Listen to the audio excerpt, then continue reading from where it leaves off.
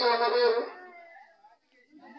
প্রথমে পুষ্পাঞ্জলি এবং শ্রদ্ধাঞ্জলি দিয়ে তাকে স্মৃতিচারণ যে অনুষ্ঠান, সেই অনুষ্ঠান আমরা শুরু করেছি। আপনারা জানেন প্রয়াত ঝুমুর সম্রাট, লালন পুরস্কার প্রাপ্ত তথা চামুস্মৃতি পুরস্কার প্রাপ্ত স্বর্গীয় সোনামত মাহাতো আজকে স্মরণীয় দিন। উনি জন্ম নিয়েছিলেন এই বাগপাড়া গ্রামে গত 6/7/1942 সালে এবং মৃত্যুবরণ করেছেন গত 8/1/2016 সালে। তিনি একজন এমন প্রতিভাবান ব্যক্তি, আমাদের চিন্তাভাবনার বাইরে। আপনারা জানেন সেই সময় গ্রামে গ্রামে প্রায় যাত্রা হতো। অভিনয় শিল্পী সোনামত মাহাতো অত্যন্ত পারদর্শী, প্রায় অধিকাংশ গ্রামে যাত্রা অংশগ্রহণ করতেন। তার মধ্যে বেগম আসমান তারা, খনিজ জবাব, মন্দির থেকে মসজিদ, পদার্থনী, পুরুষোত্তম, অশ্রু দিয়ে লেখা, রক্তের বদলে রক্ত, এ পৃথিবী টাকা গোলাম, গরিবের মেয়ে, রূপনা হিসাব, যাত্রার রোগমতি অভিনয়ের শ্রোতাদের হৃদয়ে অমর হয়ে আছেন।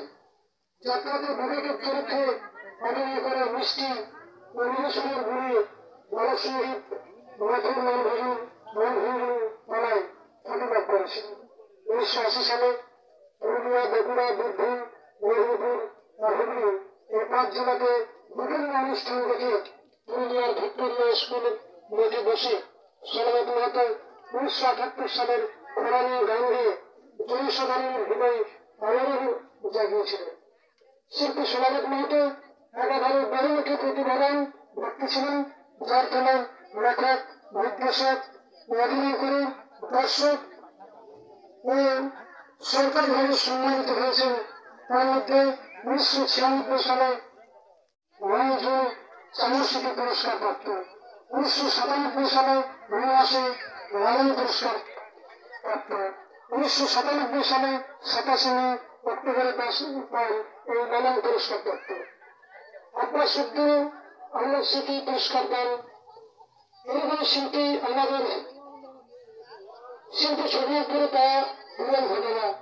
তাই আপনাদের কাছে বারে বারে আমরা স্মরণ করতে চাই তার যে অসামান্য প্রতিভা, তার যে অসামান্য দূরদর্শিতা, অসামান্য একজন ব্যক্তি, যিনি আমাদের রক্তটা গ্রামে জন্মেছিলেন। আমি আজকে স্মরণীয় দিন, সেই স্মরণীয় দিনে আমরা উপস্থিত হতে পারে যে সমস্ত যুদ্ধ গুরুজনেরা উপস্থিত হয়েছেন তাকে আমরা সবাই শ্রদ্ধাঞ্জলি জানাচ্ছি এবং যে সমস্ত গুরুজনেরা এসেছেন তাদেরকে আমরা অভিনন্দন, কৃতজ্ঞতা স্বীকারোক্ত কমিটির পক্ষ থেকে জানাচ্ছি।